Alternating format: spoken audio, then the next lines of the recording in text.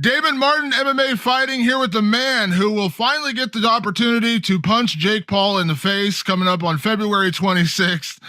We'll be welcoming Tommy Fury. Tommy, how are you? I'm good, brother. Yourself?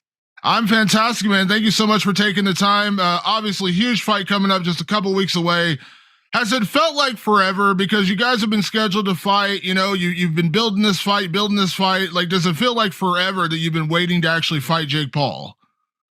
Yeah, definitely. At the end of the day, this fight, it's been 2.5, nearly 3 years in the making. And things have got in the way for the previous two times. Things well out of my control. Broke rib, and everything else that was wrong with the first fight. Second fight, denied entry into the US. And third fight, here we are, three times as a charm. And we're seeing that, I can't wait. We're 2 weeks out. I'm ripped, I'm ready, I'm fit, I'm strong. And I've got more in the tank than what it needs to beat Jake Paul. Don't worry about that.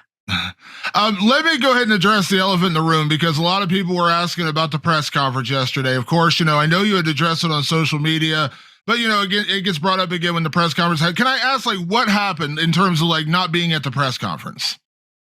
Yeah, I can clear that up in 2 seconds. So basically, Jake Paul signed up into the world of professional boxing, and I'm a professional athlete, professional boxer, always have been. And any professional boxer will tell you this. No one breaks camp mid to the end, of camp to fly all the way to Saudi Arabia, have a 10-minute press conference, fly all the way back to Manchester, complete my camp, then fly all the way back to Saudi Arabia again the following week.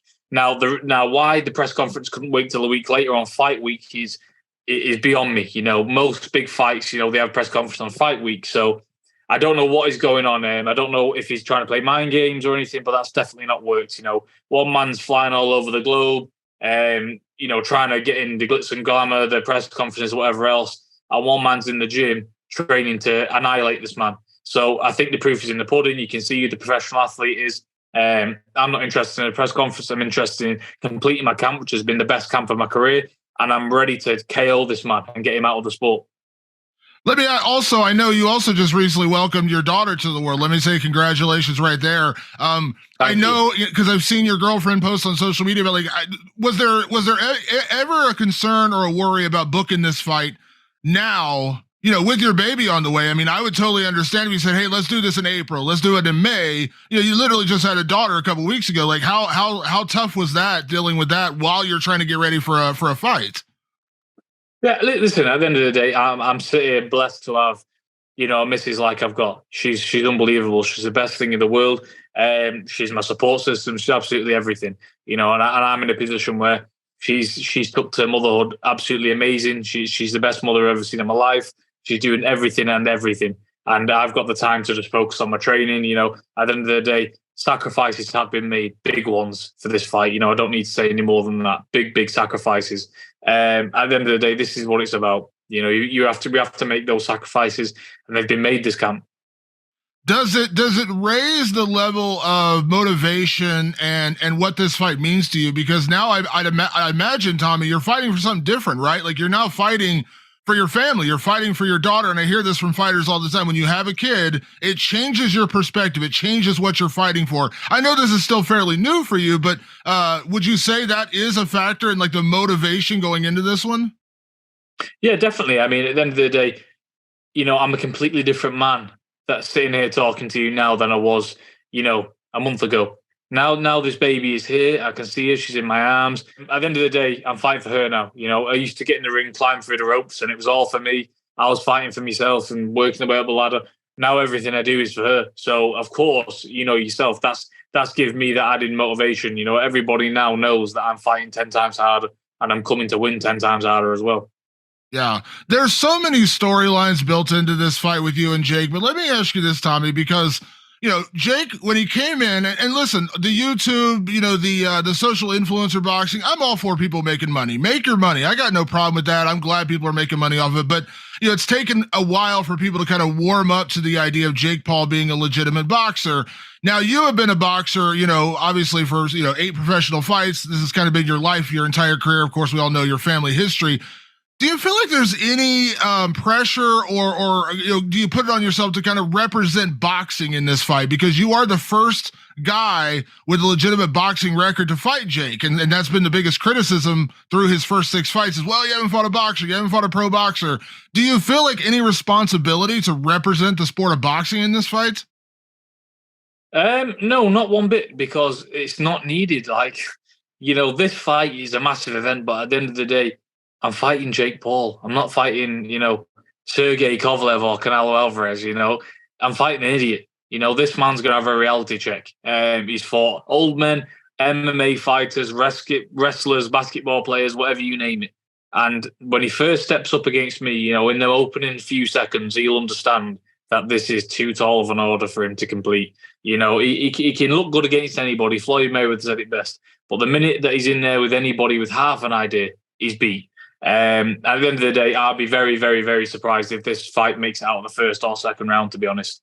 The guy is, I spar, if he came down to the gym, my dad wouldn't even let me spar people like him. He physically wouldn't. I'm sparring champions in the gym, undefeated, proper professional men. And you want me to go to Saudi Arabia and fight Jake Paul? It's not an issue. Social media, the way it is these days, it's built it into what it is. Everybody with the talk, the back and forth, their opinions. It's somehow formed a 50-50 fight. Well, I can assure everybody that on February 26th that this is a one-horse race, and Jake Paul will be knocked out on that night. I can put my whole life on it. Can I ask? I feel like I know the answer then to that point, Tommy. But is there anything you've seen in Jake's fights that has impressed you? Of course, beyond the actual boxing skill, I mean, he has knockout power. We've seen that. Like, again, it does take power to knock somebody out, especially, one punch kind of knockout power. The Tyron Woodley fights, and then of course Anderson Silva. And I think, I think Anderson Silva is a pretty decent boxer. We saw him had to fight with Julio Cesar Chavez Jr. So I'm curious, have you been impressed by anything you've seen out of Jake in the ring? No. Listen, I'm a realist. I am a real man, and if I've seen something that I was impressed by, I will say it. But beating, no matter, I don't care who you are, beating a 50-year-old man or 47, whatever he was, beating another 40-year-old man who was 5'7" and campaigned at welterweight, it's not impressive to me. These guys are in a completely different sport to what I'm in. I'm in the sport of professional boxing.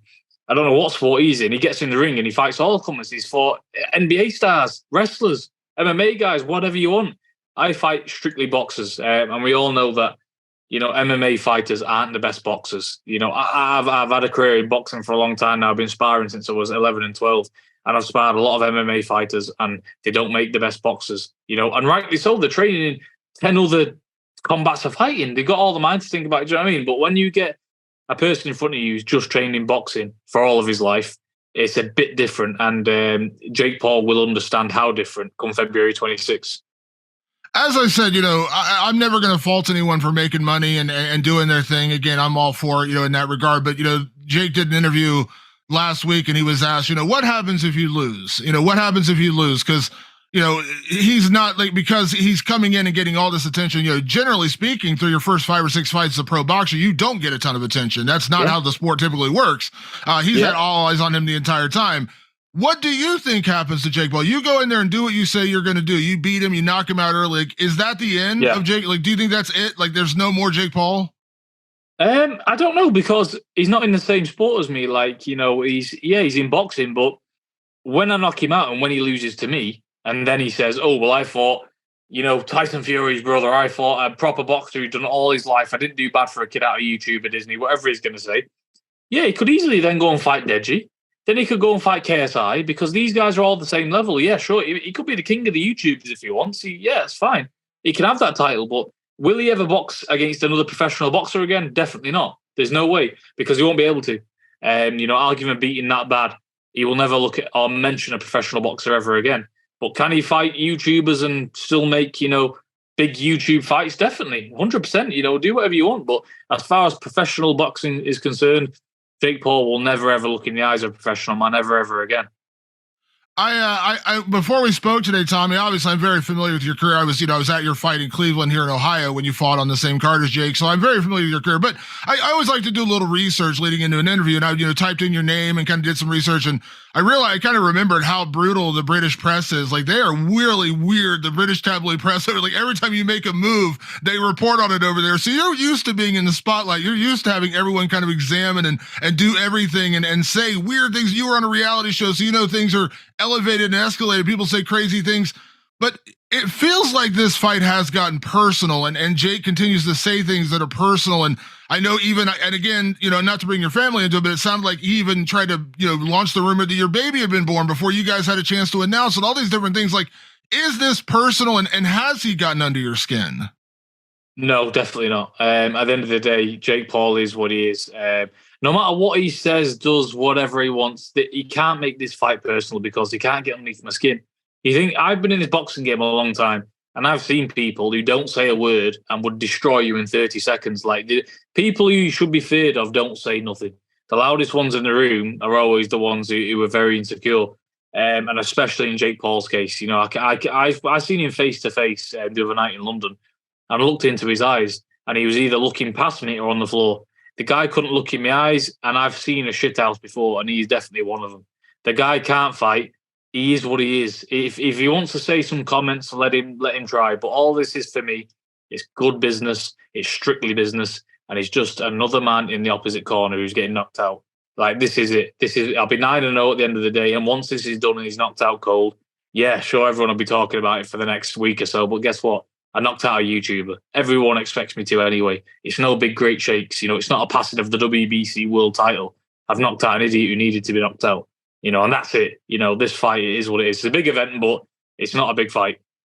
Can I imagine that this is the one and only fight you'll have against a guy like this? Because, of course, you're going to get attention, right? Like, you're going to get a lot of attention fighting Jake Paul. But can I imagine you don't really have interest in moving from here and say, I'm going to fight KSI, or I'm going to fight Logan Paul, or I'm going to fight. Is this like the one and only time you'll do a fight like this? Listen, we've got to get past February 26th. A big believer in dealing with what's in front of me. I never overlook anybody, even when they're as bad as Jake Paul. Still don't overlook him. I've trained for Jake Paul like I'm fighting for the undisputed world light heavyweight title.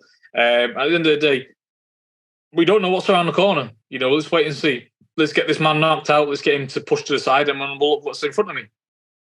One thing I've always enjoyed about boxing, mixed martial arts, just martial arts in general, and combat sports, is generally when it's all said and done, the fight is over, you can shake hands and move on. There is still a mutual respect, because I wouldn't do it. I can't step in there and do what you do, Tommy. I wouldn't. I love the sport, but I am not getting in there and trading hands with anybody. So there's a certain level of respect for anybody who does it. When it's all said and done, you win the fight, fight's over. Will you shake Jake Paul's hand? Can you put it all behind you after February 26th? As far as I'm concerned, there's nothing to put behind me. Sticks and stones will break my bones, but names will never hurt me. And that's all he's done. At the end of the day, he is what he is. I don't know the man personally. We've traded a few words over social media, and that's that. This fight for me is business. That's it. Jake Paul's not underneath my skin where I don't want to shake his hand. When I knock him out, and when we've had the fight and whatever, I'll shake his hand and I'll move on to the next. It's not an issue. But until then, I'm gonna hurt this man seriously in the ring. And I'm surprised he's not more worried for his health, to be honest, because the beating that I'm going to put on him, it's going to be very, very bad for him. But at the end of the day, once the fight is done, I'm moving on with my career. There's no love lost between him, no, but he's not got in the head one bit. It's not a emotional fight. It's just a fight for me. It's my ninth fight, and that's it. It gets no worse than that, to be honest. My ninth fight is Jake Paul, and when I knock him out, I'll move on to my 10th. It's no big deal. This is a career. I'm looking to have 35, 40 fights in this game. So that's all it is. That's all I'm treating it as.